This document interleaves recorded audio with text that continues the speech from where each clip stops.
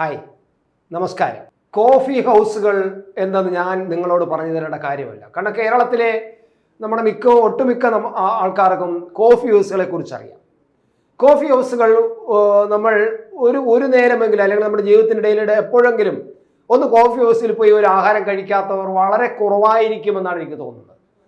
നമ്മളെല്ലാം യാത്ര ചെയ്യുമ്പോൾ ഒരുപക്ഷെ നമ്മൾ കൂടുതൽ പ്രിഫർ ചെയ്യുന്നത് കോഫി ഹൗസുകളെയാണ്.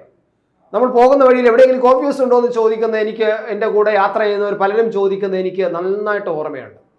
ഒന്ന് ആഹാരം കഴിക്കണമല്ലോ, വിശക്കുന്നല്ലോ എന്ന് പറയുമ്പോൾ അടുത്ത് എവിടെയെങ്കിലും കോഫി ഹൗസ് ഉണ്ടോ നമുക്ക് നോക്കാം. അങ്ങനെ യാത്രക്കിടയിൽ കോഫി ഹൗസുകളുടെ ബോർഡുകൾ ഉണ്ടോ എന്ന് പരതി പോയിട്ട് കോഫി ഹൗസിൻ്റെ മുന്നിൽ വാഹനം നിർത്തി നമ്മൾ ആഹാരം കഴിക്കുന്ന ഒരു ശീലം നമുക്കുണ്ട് നമ്മുടെ മലയാളികൾക്ക്. പക്ഷേ ഓർക്കുക, ഈ കോഫി ഹൗസുകൾ പൂട്ടിക്കെട്ടാൻ പോകുന്നു പിന്നിൽ CPM-ന്റെ കുതന്ത്രം. അതാണ് യാഥാർത്ഥ്യം. CPM യഥാർത്ഥത്തിൽ പറഞ്ഞു കഴിഞ്ഞാൽ CPM എന്നുള്ള പാർട്ടി കോഫി ഹൗസിനെ ദയാവധത്തിലേക്ക് തള്ളിക്കൊണ്ടിരിക്കുകയാണ്. കുറേശ്ശെ അത് മരിച്ചുകൊണ്ടിരിക്കുകയാണ്. Coffee house പൂട്ടിക്കൊണ്ടിരിക്കുന്നു. തൊഴിലാളി സ്നേഹത്തിന്റെ പേരിൽ, തൊഴിലാളി വർഗത്തിന്റെ പേരിൽ CPM-ന്റെ വളരെ മഹാനായ നേതാവ് അതായത് AK ഗോപാലൻ കൊണ്ടുവന്ന ഒരു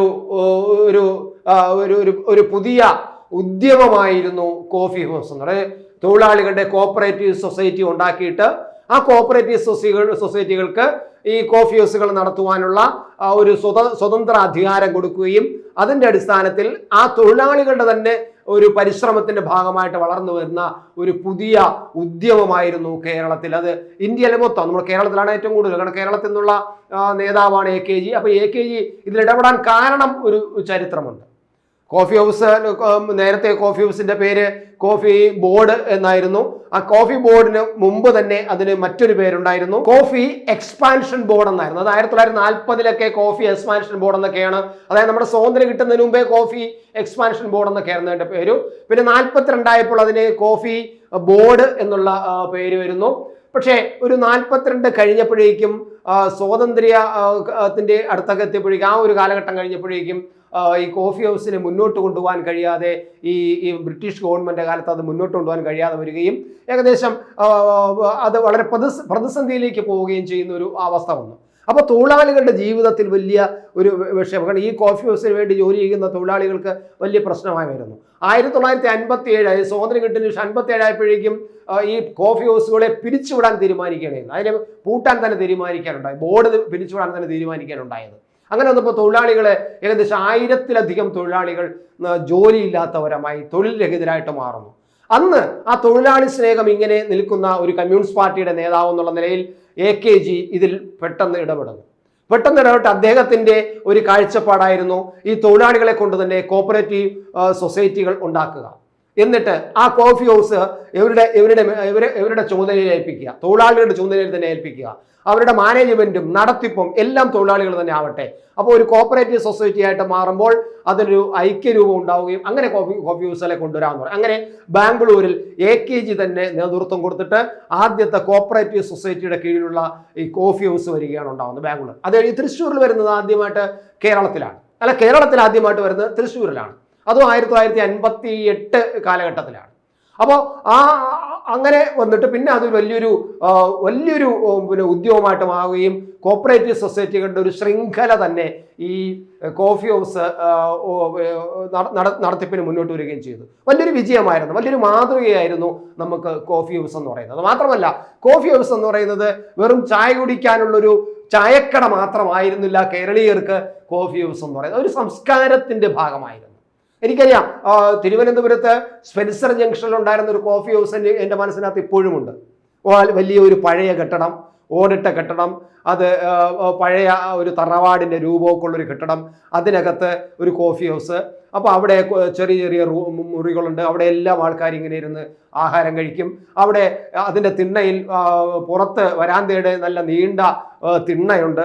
ആ തിണ്ണയിൽ ഇരുന്നു കൊണ്ട് സാമൂഹ്യ ചർച്ചകൾ, സാംസ്കാരിക ചർച്ചകൾ, അതുപോലെ തന്നെ സിനിമയെക്കുറിച്ചുള്ള ചർച്ചകൾ, ഒരുപക്ഷെ ആ ചർച്ചകളിൽ നിന്ന് പോലും പല സിനിമകളുണ്ടായതും പല കഥകളുണ്ടായതും പല സാംസ്കാരിക പ്രവർത്തനങ്ങൾ ഉണ്ടാകുന്നതും ചില സാംസ്കാരിക സംഘടനകളുടെ കൂടിയാലോചനകൾ പോലും ഈ കോഫി ഹൗസിനകത്തുണ്ടാകുന്നത്. അപ്പം അങ്ങനെ നമ്മുടെ കോഫി ഹൗസ് എന്ന് പറഞ്ഞാൽ ഒരു സാംസ്കാരിക, കേരളത്തിൻ്റെ സാംസ്കാരിക നിലയുമായിട്ട് ബന്ധപ്പെട്ട ആ സാംസ്കാരിക രംഗവുമായി ബന്ധപ്പെട്ടും ഇഴുകിച്ചേർന്ന് കിടക്കുന്ന ഒരു സംഭവമാണ് ഈ കോഫി ഹൗസ് എന്ന് പറയുന്നത്. അപ്പം ഞാൻ നേരത്തെ പറഞ്ഞതുപോലെ കോഫി ഹൗസ് വെറും ചായക്കടകളായിരുന്നു. നമ്മുടെ ഈ അന്നപൂർണ അങ്ങനെ അതുപോലുള്ള ചായക്കടകൾ പോലെ വെറും ചായക്കടകളായിരുന്നില്ല.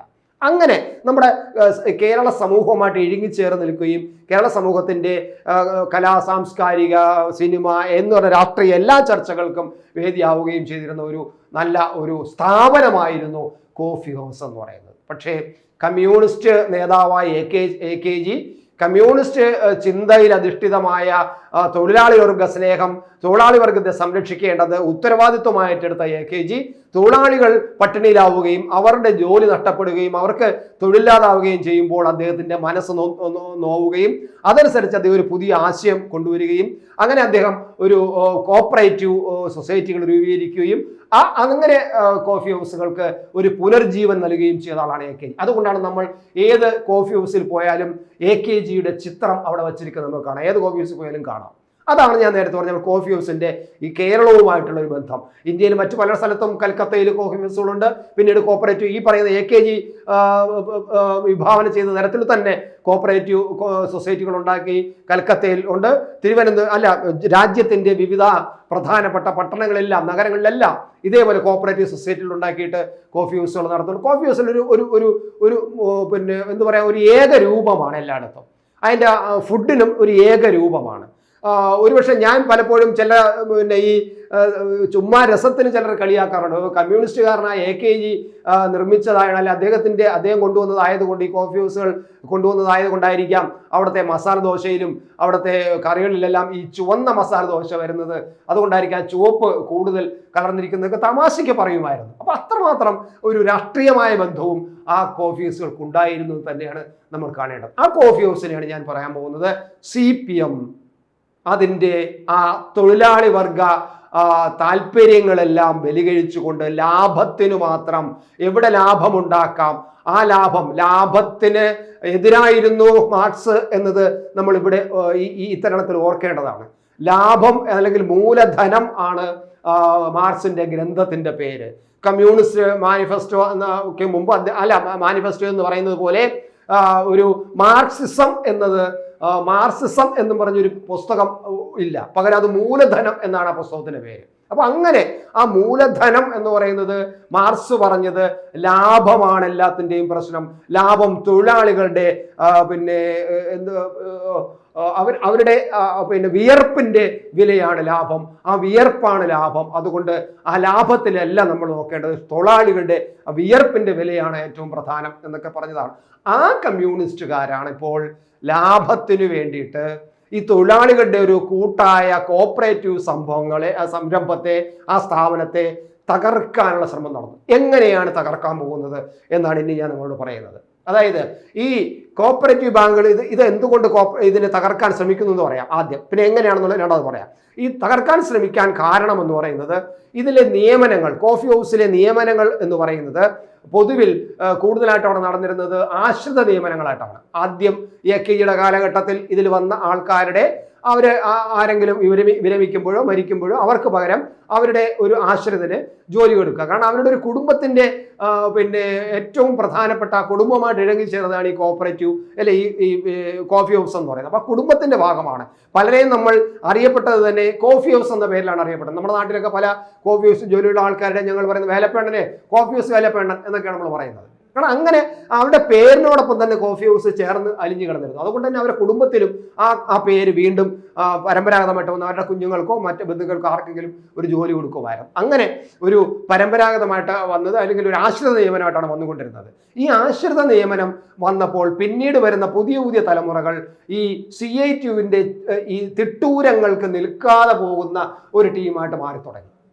അതുകൊണ്ട് പിന്നെ അവരുടെ കയ്യിൽ ഒതുങ്ങാതാവുന്നു. കാരണം പുതിയ പിള്ളേർക്ക് കുറച്ചും കൂടെ കാര്യങ്ങൾ, പഴയ എ കെ ജിയുടെ കാലഘട്ടത്തിലെ തലമുറയല്ലല്ലോ ഇപ്പോഴത്തെ തലമുറ. അപ്പോൾ എ കെ ജിയുടെ കാലത്ത് വന്നവരുടെ മക്കൾ ഈ പുതിയ ആശ്രിത നിയമനത്തിൽ വന്നപ്പോൾ അവർക്ക് കാര്യങ്ങൾ മനസ്സിലാവുകയും അവർ CITUവിൻ്റെ തിട്ടൂരത്തിന് നിൽക്കാതെ വരികയും ചെയ്തപ്പോൾ മാത്രമല്ല അവിടെ INTUC എന്നുള്ള സംഘടനയും BMS എന്നുള്ള സംഘടനയും കൂടെ വന്നപ്പോൾ എന്നാൽ പിന്നെ ഈ സാധനത്തിനെ തകർത്ത് കളയാം, ഇതിനെ നമുക്ക് വേറെ രീതിയിൽ കൊണ്ടുവരാം, അങ്ങനെ ഞങ്ങൾ CITUകാർ മാത്രം മതി, ഇവിടെ വേറെ ഒന്നും വേണ്ട, കാരണം അങ്ങനെയാണല്ലോ ഇവരുടെ രീതി എന്ന് പറയുന്നത്. അപ്പോൾ ഒരു കുത്തക. അപ്പോൾ പക്ഷെ അങ്ങനെ വന്നപ്പോൾ INTUC യൂണിയനും BMS യൂണിയനും ശക്തമായപ്പോൾ പുതിയ തലമുറ CPM-നോട് നിൽക്കാതായപ്പോൾ അതിനെ തകർക്കാൻ ശ്രമിക്കുന്നു. അതാണ് പ്രധാന കാരണം. ഇപ്പോൾ അതിനുശേഷം ഒരു കേസ് കൊടുക്കുന്നു, പുതിയ നിയമനങ്ങളൊന്നും വേണ്ട, അങ്ങനെ നിയമനങ്ങളെല്ലാം ഫ്രഷായിട്ട് നിയമിച്ചാൽ മതി എന്ന് പറഞ്ഞ് അഭിപ്രായം വരുന്നു. അത് തർക്കമാകുന്നു, പിന്നീട് അത് കേസാകുന്നു. കേസായി ഇപ്പം കോടതിയിലാണ്. കഴിഞ്ഞ 20 വർഷമായിട്ട് എൻ്റെ അറിവനുസരിച്ചിട്ട് കഴിഞ്ഞ 20 വർഷമായിട്ട് ഒരു പുതിയ നിയമനങ്ങളൊന്നും കോഫി ഹൗസിൽ നടക്കുന്നില്ല എന്ന് കാരണം നടക്കാതെ അതിനെ മരവിപ്പിച്ച് വെച്ചാണ്. കോടതിയിൽ കേസ് കൊടുത്തിട്ട് കേസിൽ മുന്നോട്ട് പോകാതെ കേസിനെ അങ്ങനെ കോടതിയിൽ ഇട്ടിട്ട് കേസിൻ്റെ പേര് പറഞ്ഞിട്ട് പുതിയ ആൾക്കാരെ നിയമിക്കാതിരിക്കുക. അതിൻ്റെ ഭാഗമായിട്ട് കുറേശ്ശെ കാരണം ഓരോ വർഷവും ആൾക്കാർ പിന്നെ വിരമിച്ചു പോകുന്നു. കഴിഞ്ഞ 6 മാസത്തെ കണക്കെടുക്കുമ്പോൾ തന്നെ 6 മാസത്തിനകത്തെ കണക്കെടുക്കുമ്പോൾ തന്നെ 70-ലധികം പേരാണ് പിരിഞ്ഞു പോയിരിക്കുന്നത്. അപ്പോൾ അങ്ങനെ പിരിഞ്ഞു പോയിക്കൊണ്ടിരിക്കുന്നു, പുതിയ നിയമനവും വരുന്നില്ല. അപ്പോൾ സ്വാഭാവികമായിട്ട് അത് തകരും. അതാണ് CPM-ന്റെ തന്ത്രം. അത് സംഭവിച്ചുകൊണ്ടിരിക്കുന്നു. അതിന് പകരം ആരെ കൊണ്ടുവരാം? അവിടെയാണ് CPM-ന്റെ മറ്റൊരു തന്ത്രം എന്ന് പറയുന്നത് ലാഭക്കൊതി കൊണ്ടുവരുന്നത്. കുടുംബശ്രീ കേൾക്കുമ്പോൾ കൊള്ളാം, നല്ലതല്ലേ, കുടുംബശ്രീ അല്ലേ, അയ്യോ നല്ലതല്ലേ, ഭയങ്കര വിശ്വാസമല്ലേ, കേരളത്തിൽ ഇപ്പോൾ കുടുംബശ്രീയുടെ ഒരു വല്ലാത്ത മൂവ്മെന്റ് നടക്കുന്ന ഒരു കാലഘട്ടമല്ലേ, അതുകൊണ്ട് കുടുംബശ്രീ ഏൽപ്പിക്കാമെന്ന് വിചാരിക്കുന്നു. ഈ കുടുംബശ്രീ എന്ന് പറയുന്നത് കേൾക്കുമ്പോൾ നല്ലത് ഒരു സർക്കാർ സ്ഥാപനമാണെന്നൊക്കെ ആണെങ്കിലും ഇതിനകത്ത് മുഴുവനും CPM-കാരാണ്. ഈ കുടുംബശ്രീയെ ഓരോ കുടുംബശ്രീയെ നയിക്കുന്നത് ചില CPM മുതലാളിമാരായ നേതാക്കന്മാരാണ്. അവർക്ക് ഈ കുടുംബശ്രീയെ ഏൽപ്പിക്കുമ്പോൾ അതിൻ്റെ പിന്നെ രേഖപ്പെടുത്തപ്പെടാത്ത MD ആയിട്ട് അവിടുത്തെ പ്രാദേശിക CPM നേതാവിന് ഉയർന്നു വരാൻ കഴിയും. ഈ കുടുംബശ്രീയുടെ കണക്കും വഴക്കും ഒക്കെ നോക്കുന്നതും ഒക്കെ ഇയാളായിരിക്കും. പക്ഷെ ഇയാൾ അവിടെ ഒന്നും കാണില്ല, രേഖയിലൊന്നും കാണില്ല. പക്ഷെ ഇയാളായിരിക്കും നേതാവ്, ഇയാളായിരിക്കും ഒരു അപ്രഖ്യാപിത MD. അപ്പോൾ അയാൾക്ക് അതിൽ നേട്ടം ഉണ്ടാക്കാം. ഇതാ നമ്മുടെ തിരുവനന്തപുരത്ത് ജനറൽ ഹോസ്പിറ്റലിന് അകത്ത് ഒരു കോഫി ഹൗസ് ഉണ്ടായിരുന്നു. അതും കഴിഞ്ഞ 3 വർഷം മുമ്പേ അടച്ചുപൂട്ടി. ഒരു പ്രധാനപ്പെട്ട CPM നേതാവ്, തിരുവനന്തപുരം നഗരസഭയിലെ സ്റ്റാൻഡിംഗ് കമ്മിറ്റി ചെയർമാനൊക്കെ ആയിരുന്ന ഒരു നേതാവ്, ഒരുപക്ഷെ ഇവിടുത്തെ തിരുവനന്തപുരം പട്ടണവാസികൾക്ക് അറിയാം. അയാളാണ് അതിനെ അടച്ചുപൂട്ടാൻ സർവ്വ കളിയും കളിച്ചത്. അയാളുടെ കയ്യിലുള്ള, അയാളുടെ കക്ഷത്തുള്ള ഒരു കുടുംബശ്രീയാണ് ഇപ്പോൾ അത് ചുമതല ഏൽപ്പിച്ചിരിക്കുന്നത്. 2 നമ്മുടെ തിരുവനന്തപുരം കോർപ്പറേഷനിൽ 25 വർഷമായിട്ട് അവിടെ പിന്നെ ഈ കോഫി ഹൗസ് നടക്കുകയാണ്. കോർപ്പറേഷൻ്റെ ക്യാമ്പസിനകത്ത് 25 വർഷമായിട്ട് കോഫി ഹൗസ് ഉണ്ട്. അതാണ് കഴിഞ്ഞ 2-3 വർഷം മുമ്പ്, 1 വർഷം 2 വർഷം ആണെന്ന് തോന്നുന്നു, കുടുംബശ്രീയാണ്. ഇപ്പം ഞാൻ ചായ കുടിക്കാൻ ചെന്നപ്പോൾ അവിടെ കുടുംബശ്രീക്കാരാണ്. എങ്ങനെ മാറി? ഈ കോഫി ഹൗസിൻ്റെ ആ പഴയ ആൾക്കാരെയൊന്നും കാണുന്നില്ല, കുറച്ച് സ്ത്രീകൾ വരുന്നു. അപ്പോൾ ചോദിച്ചോ പറയും കുടുംബശ്രീയാണ് നടത്തുന്നതെന്ന്. അവിടെയും CPM-ന്റെ കളിയാണ് നടന്നത്. അപ്പോൾ ഈ കുടുംബശ്രീ എന്ന് പറഞ്ഞ് പുറമേ കുടുംബശ്രീയെ കാണിക്കുകയും അകത്ത് CPM കളിക്കുകയും ചെയ്യുന്നു.